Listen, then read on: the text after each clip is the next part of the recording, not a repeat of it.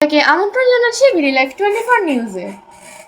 শ্রীনগরে শেখ মোহাম্মদ আবদুল্লাহ নির্দেশনায় শিক্ষা প্রতিষ্ঠানে বৃক্ষারোপণ কর্মসূচি পালিত। বিস্তারিত দেখুন স্টাফ রিপোর্টার শাফিন আহমেদের তথ্যচিত্রে।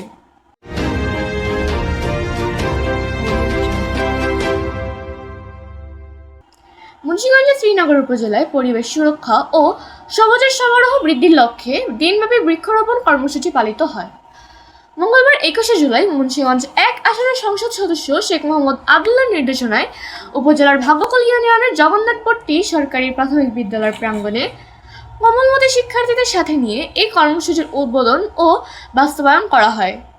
এ সময় বৃক্ষরোপণ কর্মসূচির সভাপতিত্ব করেন জগন্নাথপট্টি প্রাথমিক বিদ্যালয়ের প্রধান শিক্ষক মোহাম্মদ জাহাঙ্গীর আলম ও সঞ্চালনায় ছিলেন ভাগ্যকুল ইউনিয়নের বিএনপির ভারপ্রাপ্ত সহসাংগঠনিক সম্পাদক ইমরান শেখ সাগর এবং প্রধান অতিথি হিসেবে উপস্থিত ছিলেন ভাগ্যকুল ইউনিয়ন যুবদলের সাধারণ সম্পাদক প্রিন্স ব্যাপারী, ভাগ্যকুল ইউনিয়নের চেয়ারম্যান প্রার্থী, বিএনপি ও অঙ্গ সংগঠনের স্থানীয় নেতৃবৃন্দ।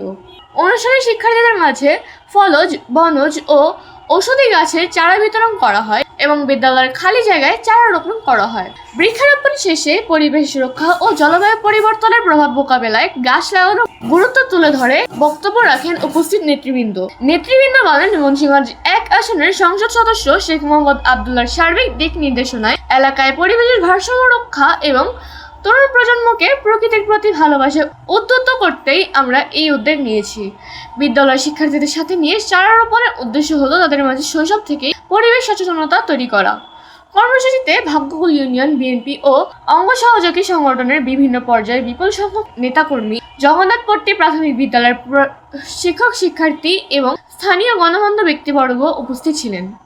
ভাগ্যকুল ইউনিয়ন চেয়ারম্যান প্রার্থী প্রিন্স ব্যাপারী জানান, পরিবেশ রক্ষায় শ্রীনগর উপজেলার বিভিন্ন শিক্ষা প্রতিষ্ঠান ও ফাঁকা স্থানে পর্যায়ক্রমে আরও চারা রোপণ ও বিতরণের এই ধারা অব্যাহত থাকবে।